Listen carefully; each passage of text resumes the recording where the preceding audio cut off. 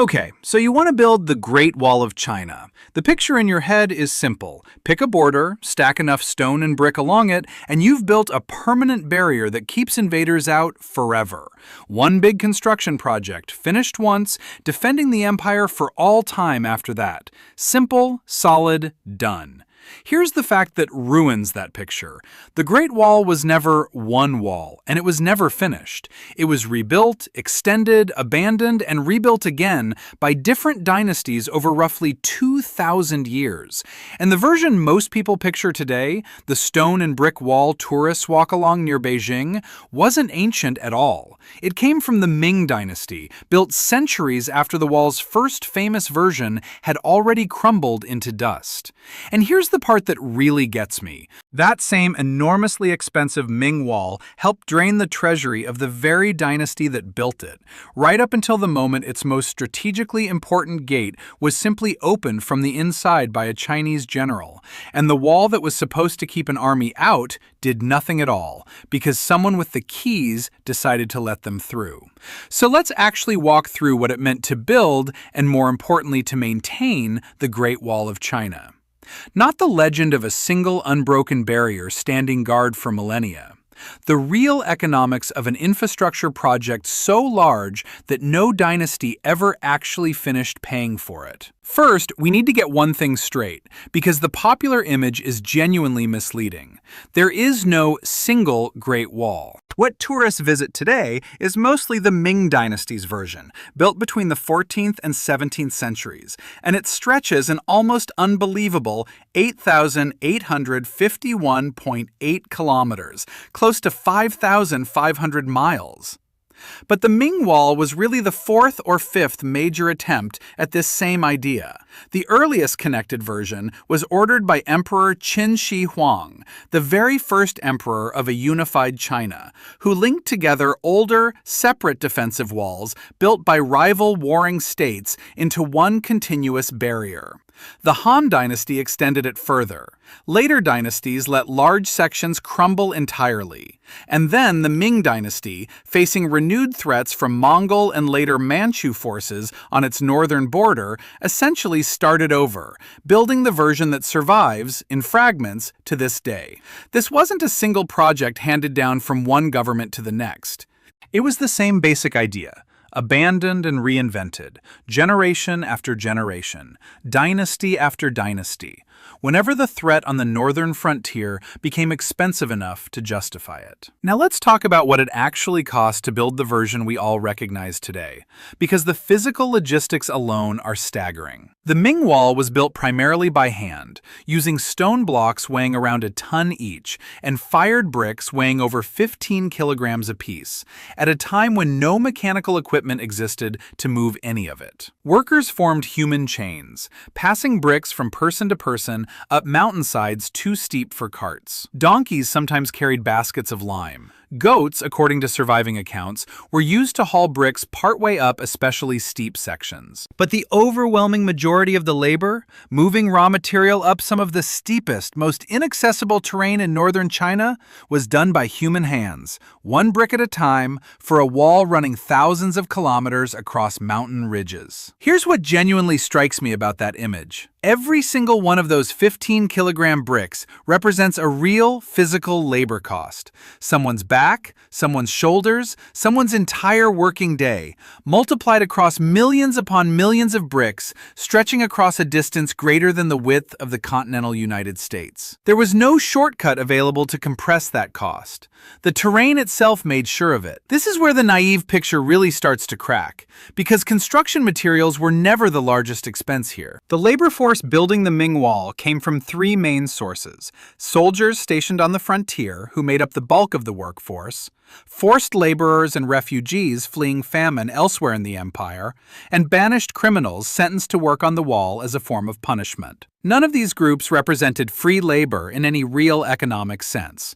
Soldiers still had to be fed, housed, and paid, even while doubling as construction crews. Refugees and convicts still consumed food, water, and shelter that had to be transported to some of the most remote, difficult terrain in the empire. The wall didn't just need stone. It needed a constant, ongoing supply chain capable of keeping tens of thousands of people alive and working in places where almost nothing could be grown or produced locally. And here's the hidden cost that almost never makes it into the popular retelling of this story: the human toll. Historians estimate that as many as 400,000 people died during the wall's construction across its various phases, a death toll so staggering that the wall earned the grim nickname the longest cemetery on Earth, with many of the dead reportedly buried directly within its foundations. From a purely economic standpoint, and I recognize how cold this sounds, every one of those deaths also represented a lost worker,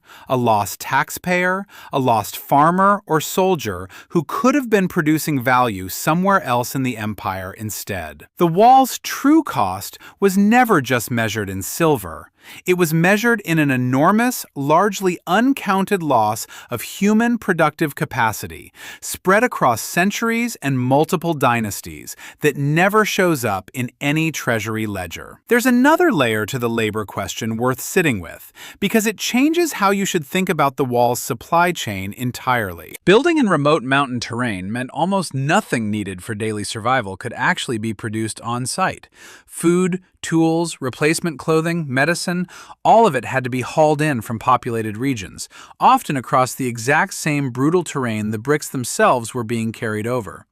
A workforce of tens of thousands stationed along a single stretch of frontier consumed grain and supplies at a rate the surrounding mountains could never produce locally, which meant the wall's real logistics network extended far beyond the visible construction line, reaching backward through supply roads, granaries, and transport convoys stretching deep into the interior of the empire. In a very real sense, feeding the wall was its own separate infrastructure project, running in parallel with building it. Let's talk now about how this entire system was actually organized, because it was far more than a wall. Historians studying the Ming version describe it as a comprehensive defense system, rather than a single structure. And I think that description is the key to understanding the whole economics of the project. It wasn't one continuous barrier in most places. In some provinces, like Shaanxi, the Ming built 4 parallel walls running from outer to inner defenses. Beyond the stone itself, the system included garrisons stationed at regular intervals, a network of beacon towers built roughly every 300 to 500 meters for rapid communication, and a logistics system anchored by official border markets where trade with frontier populations was permitted and taxed. Construction crews included masons, stonecutters, bricklayers, and carpenters, all managed through a formal hierarchy of foremen, supervisors, inspectors, and chief overseers. This was not a simple building project. It was closer to a permanent, centuries-long national infrastructure and logistics operation, with its own bureaucracy, its own supply chains, and its own recurring budget line that never actually closed. Now, where did all the money for this actually come from? Because the funding side of this story turns out to be just as complicated as the construction side. Ming Dynasty financing drew on several different mechanisms working simultaneously. State-run enterprises, particularly mining and manufacturing operations, contributed direct profits to the imperial treasury. A sophisticated system of silver taxation extracted resources from the general population across the empire. And alongside paid professional soldiers, the government relied heavily on corvée labor, a form of taxation paid not in coin, but in physical work, conscripting ordinary subjects to labor on state projects for a set period each year. In other words, a meaningful share of the wall's true cost was paid not in silver at all, but directly in the unpaid time and labor of the empire's own peasants and craftsmen, which is a form of taxation that doesn't show up cleanly in any modern cost comparison, but was every bit as real a burden on the people paying it. It's also worth remembering that the wall was never purely a wartime asset either. Those official border markets weren't just a footnote in the logistics system, they were a genuine economic pressure valve. Frontier Frontier populations, both Chinese and nomadic, needed to trade, and a heavily fortified, tightly controlled border made illegal, untaxed trade riskier while making officially sanctioned trade through licensed checkpoints comparatively more attractive. In peaceful stretches, the wall functioned less like a solid barrier and more like a very long, very expensive customs line, one that let the state tax and monitor the flow of goods crossing its northern frontier instead of simply blocking that flow outright. That's easy to miss if you only picture the wall as a purely military structure. But for the bureaucrats actually running it, controlled trade revenue was part of what justified the enormous ongoing cost of keeping the whole system staffed and operational. Modern engineers, trying to translate all of this into contemporary terms, have estimated the Ming Wall alone would cost in the hundreds of billions of dollars to build using today's construction costs and methods. And that estimate doesn't even include the value of the land it occupies, since the imperial government simply claimed the route it needed without paying anyone for it. Scholars examining the historical record put the combined cost across all the dynasties that contributed to the wall's various versions at the equivalent of hundreds of millions of silver taels, translating into billions of dollars by modern standards. And this is genuinely worth sitting with for a second. As enormous as that figure sounds, contemporary accounts frequently describe the wall as still being considerably cheaper than the alternative, which was fighting open, sustained warfare against nomadic cavalry across an indefensible open frontier year after year indefinitely. The wall wasn't cheap. It was simply less catastrophically expensive than the war it was built to avoid, most of the time. There's a comparison worth making here that I think puts the whole spending decision in perspective.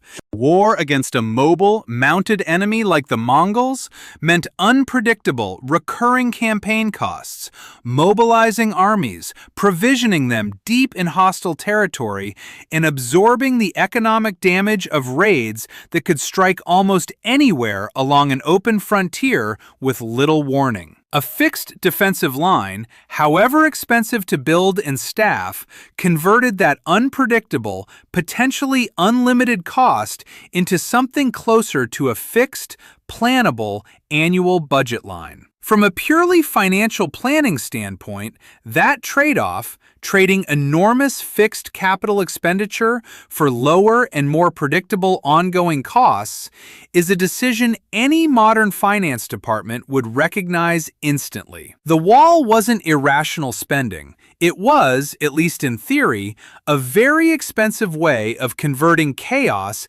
into a budget line. Here's the part of this story that I find the most genuinely fascinating, and it's also where everything starts to fall apart. Maintaining the wall wasn't a one-time expense that ended once construction finished. It was an ongoing, permanent line item in the imperial budget, forever. Garrisons needed continuous pay and provisioning. Beacon towers needed staffing around the clock. Sections damaged by weather, erosion, or enemy raids needed constant repair. And by the later Ming period, some individual repair projects on the western end of the wall alone are recorded as costing hundreds of ounces of silver per section. Multiply that kind of recurring expense across thousands of kilometers of frontier, decade after decade, and you start to understand why the wall wasn't just an engineering challenge. It was a permanent, compounding financial obligation that the empire could never fully pay off and walk away from. And this is exactly where the story turns into a genuine crisis, one that I think reveals something important about the whole system. By the final decades of the Ming dynasty, the imperial treasury had become so depleted that money originally budgeted to pay soldiers' wages was instead being redirected to fund emergency wall repairs. Stop and think about what that actually means in practice. The government was quietly cannibalizing the pay of the very men responsible for defending the frontier in order to patch up the physical structure those same underpaid men were supposed to be guarding.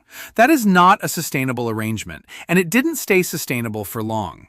The situation grew dramatically worse in the 1630s, when the global supply of silver flowing into China, largely from Spanish colonial mining operations in the Americas, contracted sharply. Because the Ming economy economy had become deeply dependent on silver as its primary medium for tax collection, that external shock triggered a deflationary crisis at exactly the wrong moment, making taxes far harder to collect, soldiers far harder to pay, and the already financially strained frontier garrisons even harder to maintain than before. One of history's most sophisticated state bureaucracies effectively began seizing up from the inside, right as multiple emergencies were converging on it simultaneously. It's worth adding one more piece to this picture before we get to the ending, because it explains why the financial strain hit exactly when it did.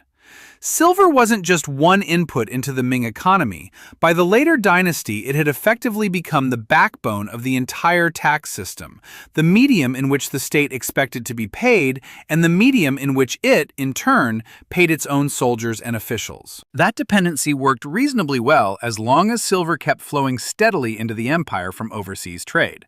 But it also meant the entire fiscal machine funding the wall's garrisons and repairs was quietly exposed to a supply shock happening on the other side of the planet, in Spanish colonial mines thousands of miles away, that nobody managing the wall's budget in Beijing had any control over whatsoever. A frontier defense system built, staffed, and repaired using silver-based taxation was, without anyone fully realizing it at the time, tied to the health of a global trade network far beyond its own borders. Peasant rebellions broke out across the countryside as conditions deteriorated, led most famously by a former government courier turned rebel commander named Li Zicheng, whose forces eventually captured Beijing itself in April of 1644. But here's the detail that, for me, captures the entire irony of this whole story better than any other single fact. The wall didn't fall because attackers finally found a weak point in the stone. It fell because a Ming general named Wu Songui, commanding the fortress at Shanhai Pass, one of the most strategically critical points along the entire wall, made the decision to open the gate and allow Manchu forces through in order to help crush the rebellion threatening the capital. 2,000 years of construction, hundreds of millions of taels of silver, hundreds of thousands of lives lost building it, an entire imperial bureaucracy built around maintaining it, and in the end, the wall's most consequential failure had nothing to do with its stone at all. It came down to one man at one gate making one decision. It's worth pausing on Wu Songwei's decision for a moment longer, because it's easy to reduce it to a single moment of betrayal. But the actual calculation he faced was itself an economic one. His garrison, like most along the frontier by that point, had gone unpaid or underpaid for extended stretches as the treasury buckled under the pressure we've just walked through. Caught between an advancing rebel army threatening the capital and a Manchu force offering an alliance, he made a decision that, in the moment, looked like the more survivable option for himself and the men under his command. A wall is only ever as strong as the willingness of the people it's paying to actually die defending it. And by 1644, the Ming state had spent so much of its financial credibility patching stone that it had very little left to spend on the loyalty of the men holding the line. So let's put the whole picture together. You thought you were building a permanent physical barrier that would simply stop invaders cold, forever, once the stone was in place. What you were actually building was a multi-century, multi-generational financial and logistical commitment funded by an ever-shifting mix of silver taxes, state enterprise profits, and the unpaid physical labor of your own population, requiring permanent garrisons, a continuous communication network, and endless recurring repair costs that no single dynasty ever fully escaped. The wall bought the empire something real, decades and sometimes centuries of relative security along an otherwise indefensible frontier, cheaper than constant open warfare would have been. But it never bought permanent safety, and it never stopped needing money. In the end, the wall didn't fall because the bricks failed. It fell because the treasury behind it ran dry, and because walls, no matter how long or how tall, have always depended entirely on the loyalty of the one person standing at the gate.